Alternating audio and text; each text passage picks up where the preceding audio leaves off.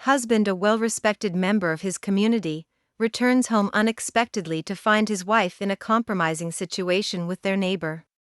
The initial shock and hurt set the stage for Rodolphe's decision to take a public route for his revenge. Rodolphe had always prided himself on his ability to anticipate the unexpected. His career as a respected community leader and a successful entrepreneur was a testament to his foresight and meticulous planning. But nothing could have prepared him for the scene that greeted him as he stepped into his home that fateful evening. It was supposed to be just another business trip, a routine overnight stay in the neighboring city.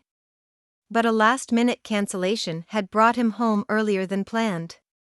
He had imagined surprising Diana, his wife of 15 years, perhaps finding her in the midst of one of her book club meetings or lost in a painting, her latest hobby. Instead, he found her in their bedroom, but she was not alone. There, tangled in the very sheets he had picked out on their last vacation to Italy, was Diana and their neighbor, a man he had considered a friend. The room, once a sanctuary of their love and shared dreams, was now a stage for betrayal. For a moment, time stood still. The setting sun cast a warm glow over the room, highlighting the stark contrast between the serenity of their home and the chaos of the moment. Rodolphe's heart raced, a tumultuous mix of shock, pain, and disbelief coursing through him. His first instinct was to confront them, to unleash the storm of emotions brewing within. But something held him back. It was the same strategic mind that had navigated boardroom betrayals and business rivalries with calm precision. He stepped back, quietly closing the door, the soft click a stark finality to the life he had known. As he retreated to the solitude of his study, Rodolphe's mind began to race. Thoughts of their life together, the moments they had shared, the promises made, all flickered through his mind like a montage of a life that now seemed like a farce. He had loved Diana, with a depth that he had thought was reciprocated. They had built a life together, a life he had thought was built on trust and mutual respect. But the reality before him painted a different picture. A picture of deception and lies. Rodolphe knew he had to act, but not in haste. He needed a plan, a way to navigate this betrayal with the same acumen with which he approached everything in life. The hours passed as Rodolphe sat in his study, the ticking of the grandfather clock a reminder of the time slipping away, time that he once thought he would spend growing old with Diana. He knew the community would talk. They were, after all, a well-known couple, involved in numerous social and charitable endeavors. The thought of public humiliation and pity was unbearable. But Rodolphe was not a man to be pitied. He was a man of action, a man who believed in taking control of the narrative of his life. And so, as the clock struck midnight, Rodolphe had formulated a plan. It was not a plan born out of anger or a desire for a dramatic confrontation. It was a plan that would ensure that he came out of this debacle with his dignity intact and perhaps, in time, his heart healed. With a newfound resolve, Rodolphe turned off the lights in his study and headed to bed, a bed he now knew he would soon be leaving. Tomorrow would be the beginning of the end of his life with Diana, but it would also be the first step towards a new chapter, one that he would write on his own terms. The morning after the discovery was a study in normalcy, a theatrical performance where Rodolphe played the unsuspecting husband. He watched Diana, observing her every move and word, looking for signs of guilt or duplicity he had missed before.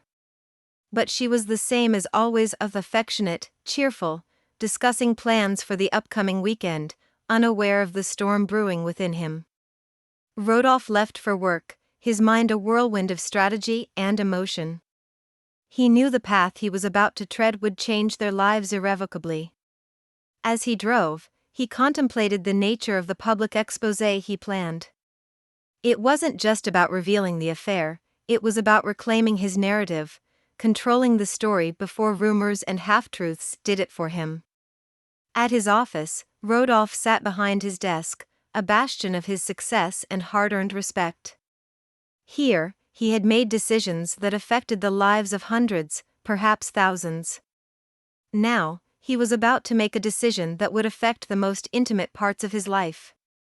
He opened his laptop and began to write, not a business proposal or a strategic plan, but a public statement. In it, he detailed his discovery of Diana's betrayal with their neighbor. He included everything: the date, the time, his early return, the scene that greeted him. He crafted his words carefully, ensuring they conveyed his sense of betrayal and hurt without stooping to vindictiveness. It was a delicate balance, portraying himself as the wronged party without seeming vengeful. As he wrote, Rodolphe felt a mix of catharsis and dread. He knew that once he released this statement, there was no turning back. The private pain of his marriage would become public fodder.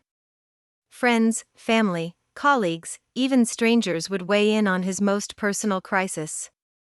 In the midst of his writing, Rodolphe paused, reflecting on the memories of his marriage.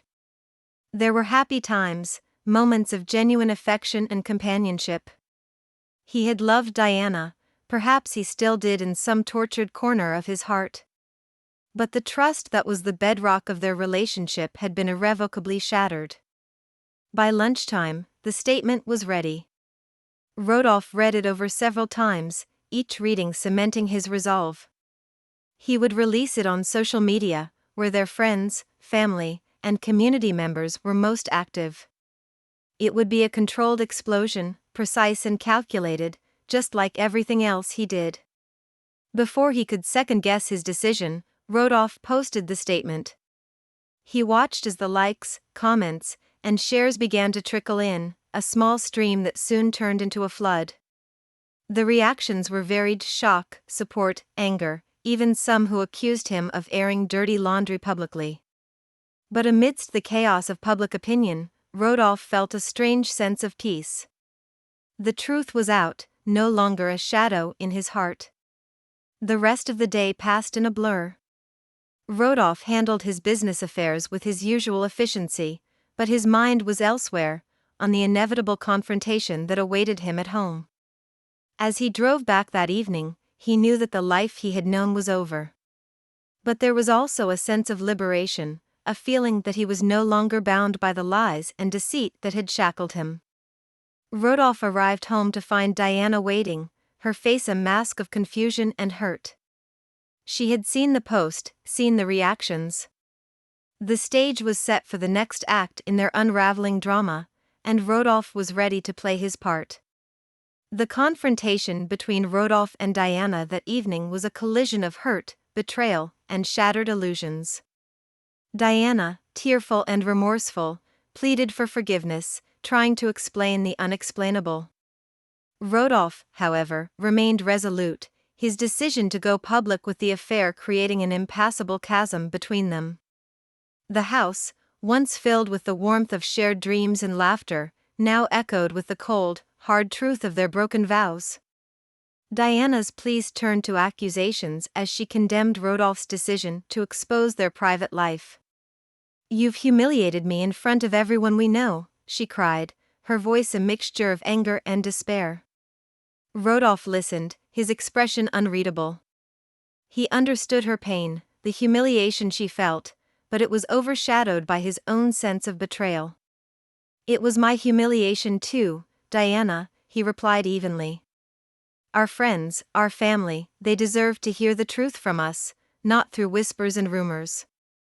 As the night wore on, the initial storm of emotions gave way to a somber realization of the irreversible damage done. They were no longer discussing apologies or forgiveness, but rather the logistics of separation and the inevitable divorce. The conversation was clinical, devoid of the warmth that had once defined their relationship.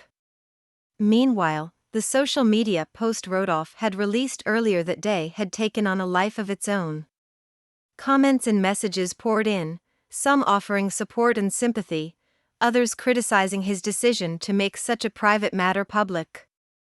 The story spread beyond their immediate circle, drawing in a wider audience, fascinated by the downfall of a prominent couple. The next morning, Rodolphe awoke to find his phone flooded with notifications and missed calls.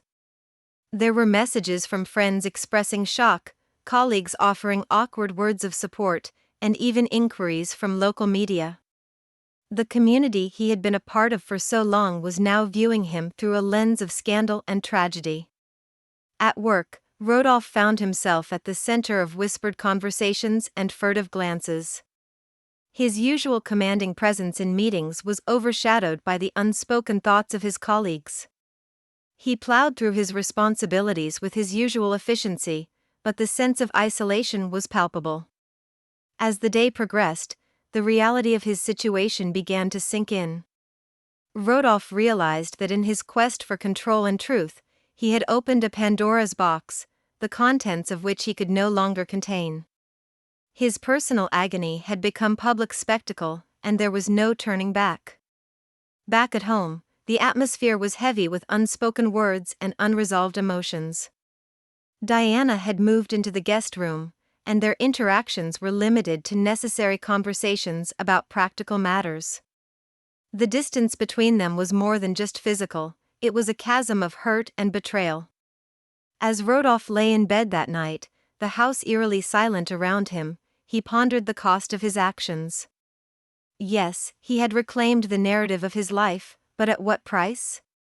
His marriage was over, his private pain was now public gossip, and the community he had valued was looking at him with different eyes. In the quiet of the night, Rodolphe wondered if the truth was worth the destruction it had wrought. The answer, like the future that lay ahead, was uncertain and shrouded in the shadows of regret. In the days following the public revelation, Rodolphe's life settled into a new, uncomfortable rhythm. The initial shockwaves caused by his social media post had rippled outwards, and now he was left to navigate the choppy waters of their aftermath.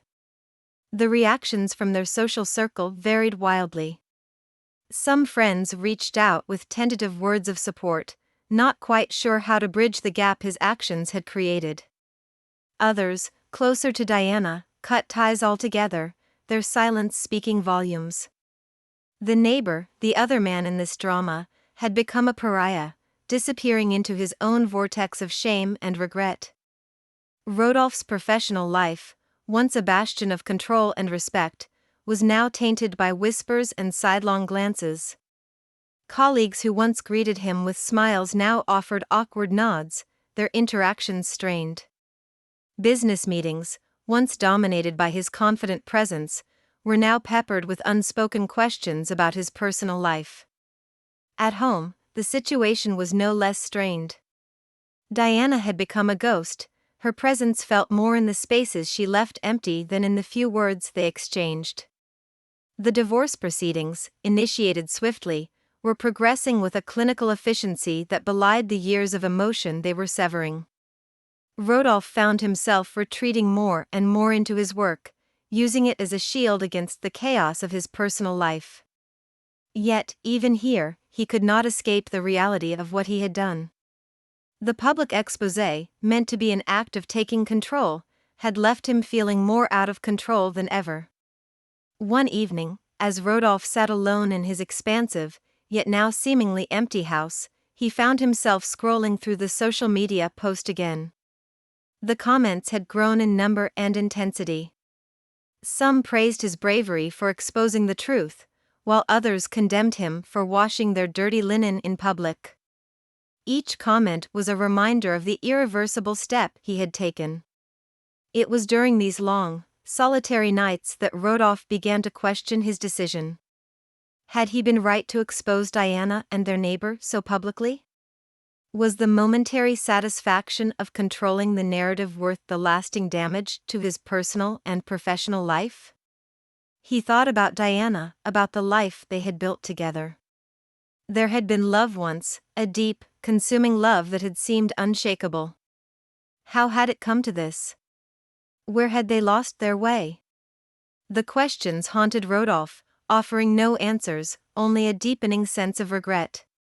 As the legal formalities of their divorce neared completion, Rodolphe found himself standing at a crossroads. The path he had chosen had led him here, to this place of loneliness and introspection. He had sought justice, a way to right the wrongs done to him, but at what cost?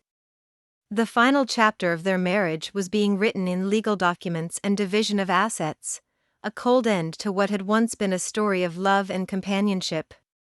Rodolphe realized that in seeking to expose Diana's betrayal, he had also exposed his own vulnerabilities, his own failings as a husband and a partner.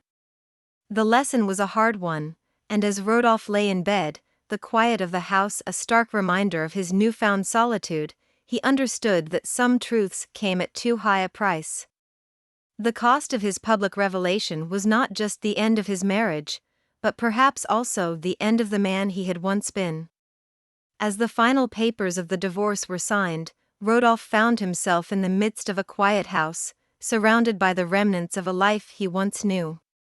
The legal documents, neatly stacked on the dining table, represented the closure of a chapter filled with love, betrayal, and eventual heartbreak. In the aftermath of the divorce, Rodolphe's days took on a monotonous rhythm. Work continued to be a refuge, but the sense of accomplishment that once fueled him seemed dulled. The accolades and successes, which had previously brought satisfaction, now felt hollow. His colleagues' cautious approach and the hushed tones that greeted him in meetings were constant reminders of the personal saga that had spilled into his professional life. The social media post that had once seemed like a beacon of truth now felt like a glaring reminder of his impulsive decision to expose Diana and their neighbor. The post, which he had revisited numerous times, was now a source of deep regret. The comments and discussions it had sparked, initially a source of vindication, now echoed the complexity and pain of the situation he had created. In moments of solitude, Rodolphe's mind often wandered back to the life he and Diana had shared. The memories of their early years together, filled with laughter and mutual dreams, contrasted sharply with the silence and estrangement that marked their final days as a couple. He pondered over the what-ifs. What if he had confronted Diana privately? What if he had sought to understand rather than expose? What if he had chosen forgiveness over revenge? The impact on his social life was profound. Invitations to gatherings and community events, once plentiful, had dwindled. Friends who had been a part of their couple's circle seemed unsure of how to interact with him now. The camaraderie and sense of belonging he had once enjoyed were replaced by a sense of isolation. His decision to go public had not only cost him his marriage, but had also altered his social landscape. One evening, as Rodolphe sat in his study, he came across an old photograph of him and Diana from a holiday they had taken years ago. Their smiles, so full of genuine happiness and love, seemed like a snapshot from another lifetime.